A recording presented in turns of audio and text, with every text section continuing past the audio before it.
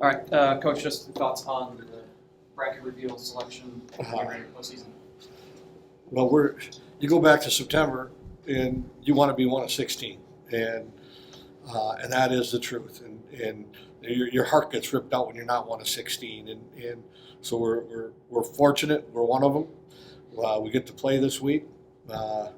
Play a little close to home, a little Minnesota flavor, and we also got to take on Canisius, who just won their conference championship to get in there. And one thing that's proven over recent history, I mean, the last decade or so, 1 and 4 seeds don't matter, 2 and 3 don't matter. It means how you're playing. So we got to make sure we're playing our best. What do you know about Canisius so far? What have you looked at them? We just found. We just found out here a little bit ago because we weren't quite sure, so we'll go to work on that. You mentioned the Minnesota flavor. What was your thoughts on three Minnesota schools all going to the same spot? I'll be honest that I've been to so many of these tournaments that it's just crazy. You learn to who you're playing next, and then you start doing your work about who you're going to play. Obviously, we're familiar with both St. Cloud and Mankato. We played them both this year, so but we've got a game in front of that to play. And maybe in my younger days, I was more, into the where and the who. You just want to be there, and it'll be with 3 Minnesota teams, probably a lot of tickets for sale. I would imagine that.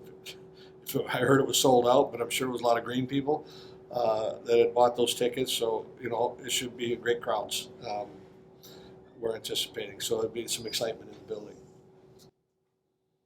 After last night's disappointment, how was your team responded today and with everything, the announcement? We're fine. We just watched the thing. It's more tomorrow when we kind of dig into it, Randy. The staff's kind of looked more at the game, done our homework there, and we didn't have our A game last night, but I think there was a couple of things that we can point to our guys that we have to get back on top of quickly, and I believe that game's going to push us in the right direction. You've had success in the tournament. What is a key to playoff hockey? I know you've talked about it before. I was going to start with your goalie, Justin, and our D-core, and as we built this thing through experience, and like 2 years ago, we got to a region final, and then you got knocked down. Last year we punched our way through a region, and hopefully this is a step for our returning players who have been there, that they can lean on that, and that's all you can hope. These one and done tournaments are crazy. You just want to be playing your best hockey and get some bounces to go your way, and maybe have some bounces not fall your way too, and sometimes just keep things even keeled. But we've got a group that can do that. We've got good leadership. We've got enough older guys in there that got to make sure our young guys are ready to go. What did you like about your team's game last night, despite the result? Well, we made some individual plays. Our talent was there. We had a lead in the third period, but it was we did it all in the rush. Everything was on a mistake by Michigan. That's kind of what we did. We didn't generate, and I'll probably turn to that. A ground game. We didn't get going down low enough last night to get our blood pumping. We had a very good first period, and the one we wanted to take Michigan's transition game out, and we kind of did that. And that's how they knocked us last year in this game, and then in our games this year. But then we had turnovers, which we haven't seen for a while. Unbelievable atmosphere, great feel for our guys to be in that game. We got to turn the page. What challenges is playing Thursday does that present? None, zero. We don't want to practice. We want to play games. So, the only problem I saw is 8 o'clock. I'd rather play at 8 in the morning. We have a group that needs to get in some game time right now. I'm glad it's Thursday. They don't want to hear my whistle anymore.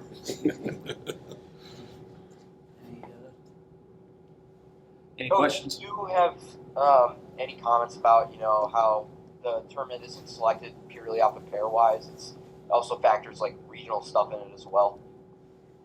I like it. I've come to know that, Because St. Cloud State pairwise they were 6, and Cato pairwise they were 11. If they went off of the actual rankings, you would have had 2 different teams.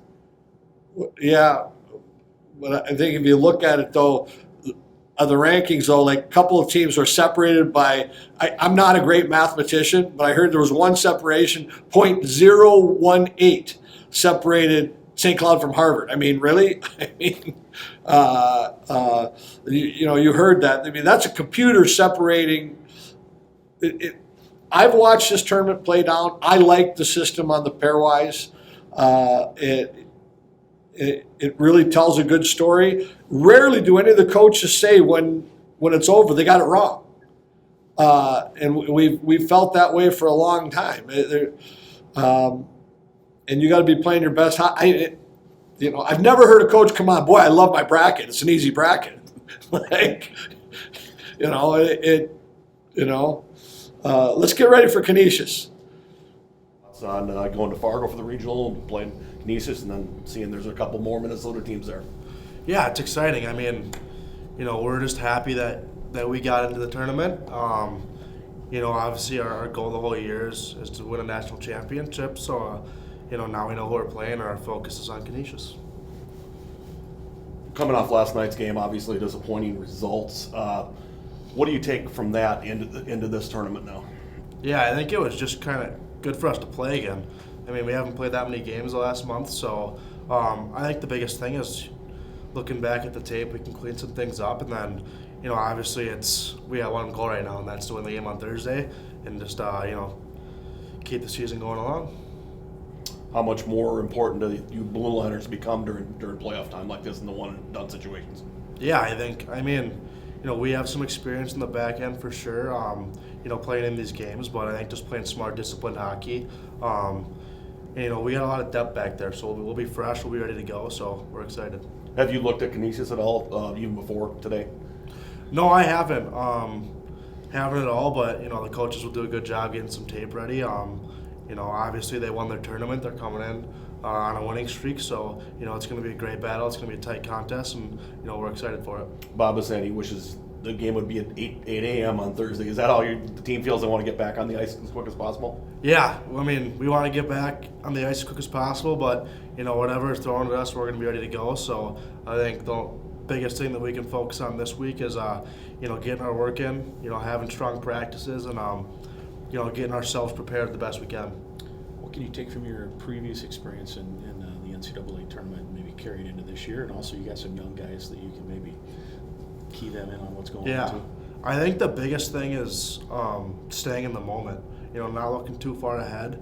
One of the biggest things is you never know what shift is going to determine the outcome of a game, and so we got to be ready to go. We got to be prepared.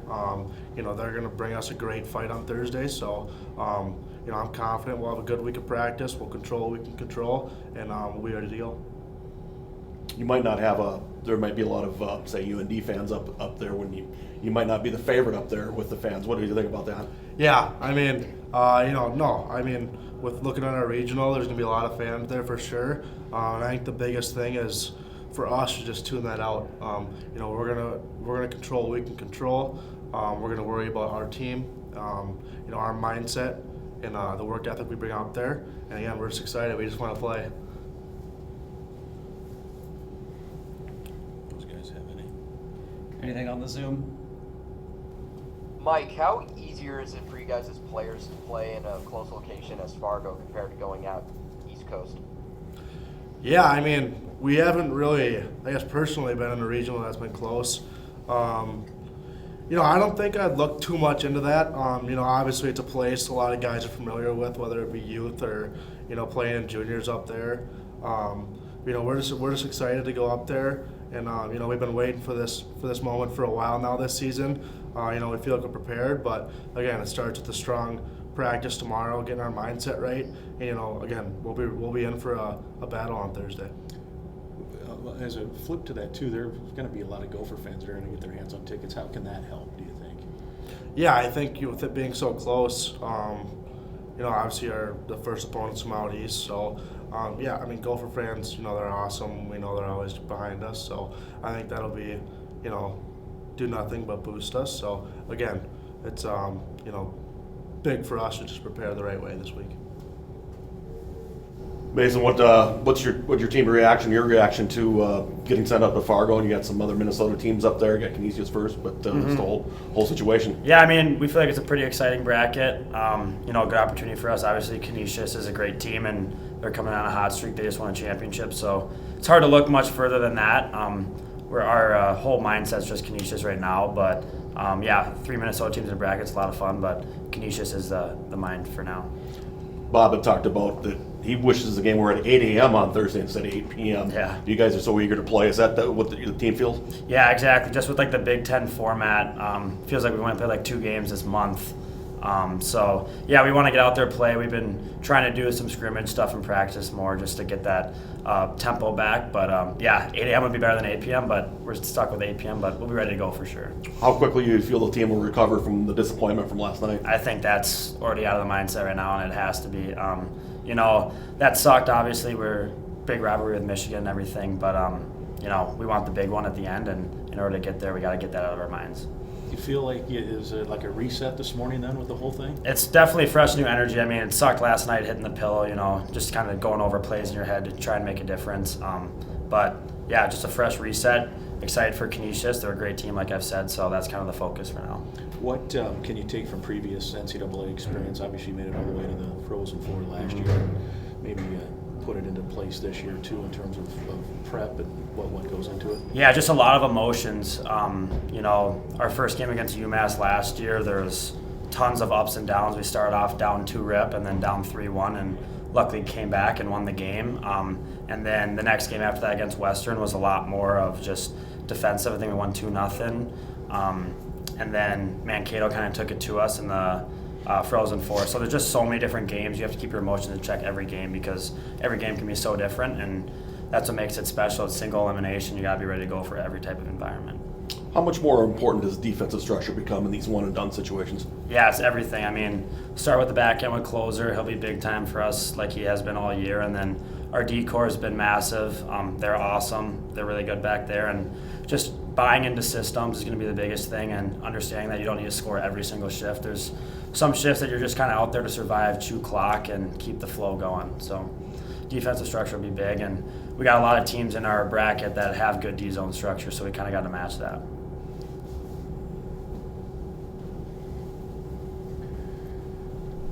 Any Zoom? Mason, obviously not the result you wanted last night. With that said, how much fun are you guys having with Rhett after that highlight reel goal that he put up? Yeah, that was unbelievable. I mean, Bench was a little starstruck, honestly, because he kind of beat the guy like 2 or 3 times already, and in your head you're just like, go, keep skating, but he kind of took it to him a little bit abusive in a sense, and then obviously the finish was top tier, and a good celly to top it off, so that was pretty fun. I mean, in front of a sold-out crowd, that's good for him, and it was a pretty cool moment for sure.